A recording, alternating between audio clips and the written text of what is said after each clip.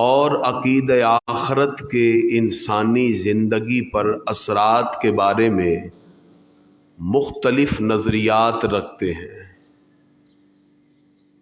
ایک گروہ کا کہنا ہے کہ موت ختم ہو جانے کا نام ہے، بس یہی زندگی ہے جو جی لی، اس کے بعد سب کچھ فنا اور ختم۔ دوسرا تصور مرنے کے بعد فلاح کے اعتبار سے ہے۔ ایک گروہ کہتا ہے انسان کی موت کسی مخلوق کے لیے فلاح کا سبب بنتی ہے، وہ انسان کی باڈی کو کاٹ کر ان کے اجزاء پرندوں کے سامنے ڈال دیتے ہیں۔ تیسرا گروہ کسی بھی انسان کے مرنے کے بعد ایک نئے جنم کے تصور کو دنیا کے سامنے پیش کرتا ہے۔ مرنے کے بعد ان کے نزدیک انسان پھر اگلے جنم میں آتا ہے، اگر اس کے اعمال اچھے ہوں تو پھر وہ اگلے جنم میں بھی انسان بنے گا، اور اگر اس کے اعمال اچھے نہ ہوں تو اگلے جنم میں وہ پودے کی شکل میں، چرند پرند کی شکل میں، حشرات الارض کی شکل میں یا کسی جانور کی شکل میں آئے گا۔ یہ تصور مرنے کے بعد مختلف افراد اور مختلف قوموں کے ہاں ہے۔ ان کے برعکس ایک تصور یہ ہے کہ انسان مرنے کے بعد ہمیشہ کے لیے فنا نہیں ہوتا، بلکہ اس کی روح باقی رہتی ہے۔ ایک وقت ایسا آئے گا جب اللہ تعالیٰ اس کی روح کو پھر جسم میں منتقل کر کے اسے دوبارہ زندہ کر دے گا۔ انسان کو اس وقت اپنے نیک و بد اعمال کا حقیقی بدلہ دیا جائے گا۔ نیک لوگوں کو ایسی جگہ دی جائے گی جو اللہ کی نعمتوں سے بھرپور ہوگی، اسے جنت کہتے ہیں، اور برے لوگوں کو ایک انتہائی اذیت ناک جگہ میں رکھا جائے گا جسے جہنم کہتے ہیں۔ اسے اسلام کا عقیدہ آخرت کہتے ہیں۔ دنیا کے جتنے بھی افراد ڈیتھ اور آفٹر ڈیتھ، موت اور موت کے بعد کے تصورات، دا ڈے آف ججمنٹ، عقیدہ آخرت، ہیر آفٹر کے بارے میں جتنے نظریات کے حامل رہے، اسلام نے ان سب سے جدا گانا تصور امت کے سامنے پیش کیا۔ اس لیے آج کی ہماری گفتگو کا موضوع عقیدہ آخرت کے انسانی زندگی پر اثرات ہیں۔ اللہ تعالیٰ نے قرآن مجید فرقان حمید کے اندر ارشاد فرمایا، ان الابرار لفی نعیم، بے شک نیک لوگ بہشت میں ہوں گے، جنت میں ہوں گے، وَإِنَّ الْفُجَّارَ لَفِي جَحِيمٍ، اور بے شک گناہگار دوزخ میں ہوں گے، جہنم میں ہوں گے۔ اللہ تعالیٰ نے قرآن مجید فرقان حمید میں بہت سے مقام پر دنیا کے بعد جو کچھ ہونے والا ہے، موت سے لے کر جنتیوں کے جنت میں داخل ہونے اور جہنمیوں کے جہنم میں داخل ہونے تک، اس پوری کیفیت کو کئی آیت میں ذکر کیا ہے۔ اسلام نے اس کے بارے میں بالکل واضح حکم دیا، جب کوئی شخص دنیا سے جاتا ہے، مومن ہو یا کافر، اس کے بدن سے روح کو نکالا جاتا ہے، اور روح مومن کی علیین میں چلی جاتی ہے، کافر کی سجیین میں چلی جاتی ہے۔ اس کے جسم کو قبر میں دفنا دیا جاتا ہے، قبر میں نہ بھی دفنایا جائے، مرنے کے بعد اگلا جہان جسے برزخی زندگی کہتے ہیں وہ سٹارٹ ہو جاتا ہے۔ برزخ میں انسان اس وقت تک رہے گا جب تک سورہ اسرافیل نہ پھونکا جائے۔ برزخ کو ایسے ہی سمجھیے جیسے آپ کو عالم ارواح سے دنیا میں آنے کے لیے ماں کے پیٹ میں رہنا پڑا، ایسے ہی دنیا سے حشر میں جانے کے لیے قبر کے پیٹ میں رہنا پڑے گا۔ بس جیسے آپ عالم ارواح سے ماں کے رحم میں وقت گزار کر دنیا میں آئے ہیں، ایسے ہی موت اور مرنے کے بعد برزخ اور قبر کے پیٹ میں وقت گزارنے کے بعد اللہ کے حکم سے کھڑے ہوں گے اور اللہ رب العزت کی بارگاہ میں میدان حشر میں حاضر ہو جائیں گے۔ سورہ اسرافیل سے لوگ قبروں سے اٹھیں گے، اپنے اپنے اعمال کے مطابق حشر کے میدان میں، کوئی گھسٹتے ہوئے، کوئی چلتے ہوئے، کوئی سواری پر سوار ہو۔ میزان رکھا جائے گا، اعمال تولے جائیں گے، نیک لوگوں کو حشر کے میدان میں بھی حضور اکرم صلی اللہ علیہ وسلم کے دست مبارک سے آب کوثر کے جام بھر بھر کے پلائے جائیں گے۔ صحابی عرض کرتے ہیں یا رسول اللہ صلی اللہ علیہ وسلم، میں حشر کے میدان میں آپ کو کہاں تلاش کروں؟ سرکار فرماتے ہیں مجھے میزان پہ ڈھونڈنا، میں لوگوں کے نام اعمال تل رہے ہوں گے اور اس وقت ان کی مدد کر رہا ہوں گا۔ کسی امتی نے درود پڑھا ہوگا ہمارے آقا، اس کا وزن کم ہوگا تو درود پاک کی پرچی رکھ کے کہیں گے اس نے مجھ پہ درود پڑھا تھا، اعمال کا نامہ بھاری ہو جائے گا۔ عرض کیا اگر وہاں مجھے نہ ملے، فرمایا تو پھر مجھے حوض کوثر پر دیکھنا، میری پیاسی امت آئے گی اور میں بھر بھر کے جام اپنی امت کو پلا رہا ہوں گا۔ آب کوثر جب کوئی پی لے گا پھر اس کو پیاس نہیں لگے گی، اور وہاں ستاروں کی تعداد سے بھی زیادہ برتن موجود ہوں گے، ساقی کوثر کے ہاتھ سے جام ملیں گے۔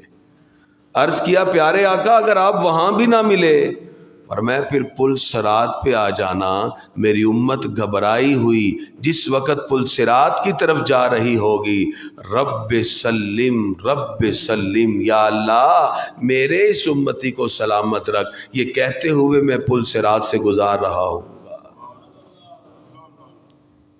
میدان حشر میں حضور صلی اللہ علیہ وسلم اللہ رب العزت کی عظمتوں رحمتوں سے ساری مخلوقات میں نمایاں ہوں گے۔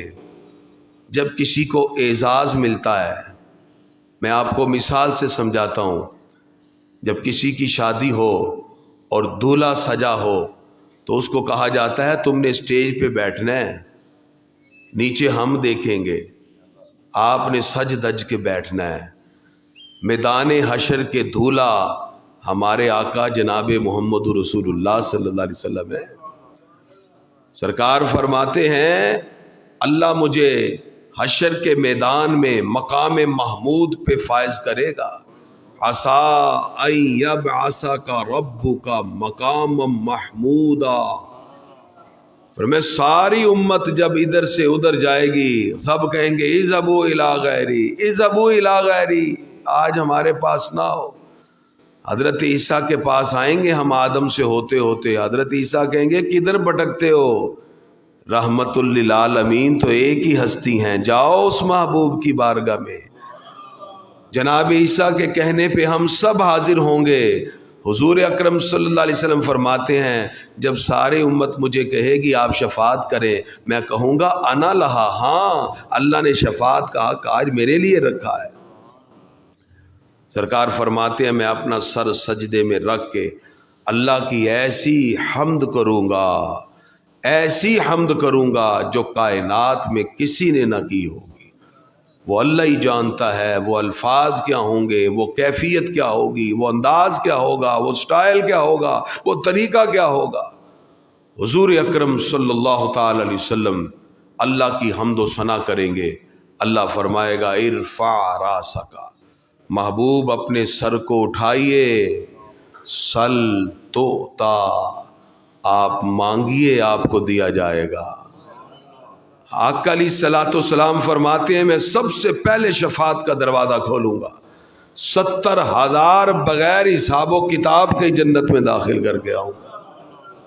اعلیٰ فرماتے ہیں حضور اکرم صلی اللہ علیہ وسلم کی یہ شان ہے، کیونکہ ہمارے آقا علیہ الصلوۃ والسلام کی شان ظاہر کرنے کے لیے میدان حشر ہوگا، وگرنہ فرشتے سب کچھ لکھ رہے ہیں۔ کسی آفس میں کسی بھی ادارے میں جب آپ کام کرتے ہیں تو آج کل آن لائن اور یا فنگر پرنٹ کے ساتھ اٹینڈنس لگتی ہے، کون آیا ہے کون گیا ہے کتنے ٹائم، ہر چیز اکاؤنٹ میں ہے۔ جب اکاؤنٹیبلٹی میں آ گئی اس کے بعد مہینے کے بعد دوبارہ نہیں پوچھا جاتا ہاں بھی تم نے کتنی چھٹی کی، وہ کہتے ہیں سر ریکارڈ آپ کے پاس ہے۔ ادارے کی پروفیشنلزم جو ہے وہ اس کے ریکارڈ سے بنتا ہے کہ یہ پروفیشنلی کام کر رہے ہیں۔ یہ تو لوگوں کے بنائے ہوئے سسٹم ہے، ایک اللہ کا بنایا ہوا سسٹم ہے۔ وہ رب تو دل کے چھپے ہوئے حال بھی جانتا ہے، ملائکہ سب کچھ لکھ رہے ہیں۔ تو پھر حشر کے میدان کا کیا مقصد ہے؟ حشر کے میدان کا ایک ہی مقصد ہے، اعلیٰ فرماتے ہیں عرش حق ہے مسند رفعت رسول اللہ کی، دیکھنی ہے حشر میں عزت رسول اللہ کی۔ میدان حشر کے دولہ آقا علیہ الصلوۃ والسلام اللہ کے قرب میں جلوہ فرما ہوں گے۔ اب بنتا تو یہ ہے جب عزت و اکرام سے نوازا جائے، ہمارے آقا حشر کے اعلیٰ ترین منصب پہ بیٹھ کر پورے حشر کا نظارہ کر رہے ہو، لیکن ہمارے آقا میدان حشر میں اعلیٰ منصب پہ بیٹھ کر نظارہ نہیں کریں گے، کبھی امتی کے لیے میدان حشر میں حوض کوثر پہ کھڑے ہو کر جام کوثر پلا رہے ہوں گے، کبھی نامہ اعمال کی طرف بھاگ رہے ہوں گے، کبھی اپنی امت کو پکڑ کے پل صراط سے گزار رہے ہوں گے۔ یہ ساری کیفیات حضور اکرم صلی اللہ علیہ وسلم نے ذکر کی، اور یہ مومن کا عقیدہ آخرت ہے۔ عقیدہ آخرت اگر ہم قرآن مجید کی آیات کی روشنی میں پڑھیں تو here after the day of judgement, اس کے بارے میں قرآن پاک واضح طور پہ ارشاد فرماتا ہے، کہیں اس کو یوم الدین کہا، مالک یوم الدین، کہیں کہا جا رہا ہے کہ یوم الدین ہے، یہ جزا کا دن، مالک یوم الدین جزا کا دن۔ کہیں فرمایا گیا وبالآخرۃ ہم یوقنون، ایمان والے آخرت پر یقین رکھتے ہیں۔